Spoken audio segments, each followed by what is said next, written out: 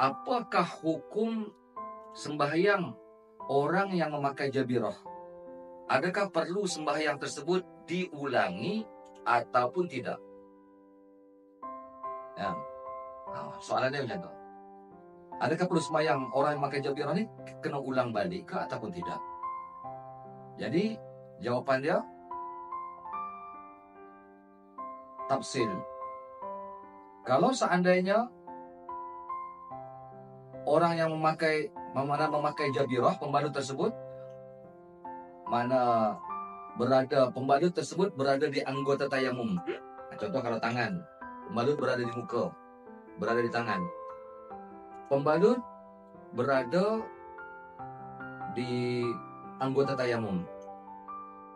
Selama tempoh seseorang memakai pembalut, dia bertayamum, semua sembahyang dia wajib diulangi, keseluruhan sembahyang dia. Ya, dia kena sembahyang tu dia hormatil waktu, tapi sembahyang dia kena ulang. Kalau orang tanya kenapa? Sebab pembalut berada di anggota tayamum. Yang kedua, pembalut tu ziyadah ala qadril istimsak. Dia lebih daripada qadar keperluan. Sedangkan pembalut bukan berada di anggota tayamum. Contoh pembalut berada di kaki. Ya, pembalut berada di kaki. Tapi pembalut tersebut, ini contoh kaki saya kata. Sepatutnya kita kata balut dari sini sampai ke sini. Tapi dokter balut dah bersini sampai ke sini. Ini dah ziyadah ala qadril istimsak. Lebih daripada qadar keperluan. Pun sama, wajib ulangi sembahyang. Jadi mana kalau kita pakai pembalut tu ngam-ngam saja. Bukan ngam-ngam setakat luka saja. Bagi lebih sikit tu yang dia kata qadar, lebih daripada qadar istimsak. Istimsak ni mana? Keperluan dia. Mesti baru tu lebih. Tapi hajat. Yang ni tak perlu ulangi.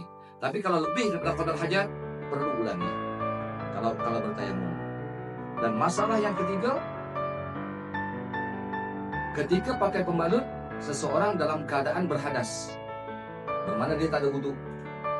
Yang ni pun kena ulangi balik tayamum. Tapi kalau dia pakai pembalut, dia dalam keadaan berwudu. Dia kata macam mana berwudu? Dia kata saat nas tersentuh tangan nas, dah batal dah wudu kita. Yang dalam kitab fiqh dia kata ketika mula pakai pembalut, kita dalam keadaan berwudu. Masa ketika proses pemakaian tersebut tersentuh, itu tak dibicarakan. Jadi bermakna kita wudu dulu. Lepas tu ketika proses dipakai terkena, tak ada masalah. Yang penting bukan di anggota tayamum. Di kaki contoh dia pakai pembalut di kaki. Kita pakai wudu siap-siap. Dan pembalut tu ngam-ngam qadar hajat. Ya, ini tak perlu ulangi balik sembahyang.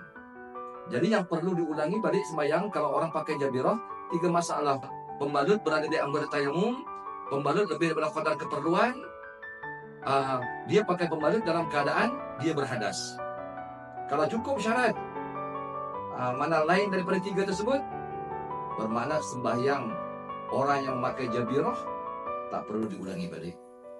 Kalau sangkut salah satu daripada 3 masalah yang saya sebut, wajib diulangi selama tempoh kita pakai pembalut. Biasa orang patah tangan.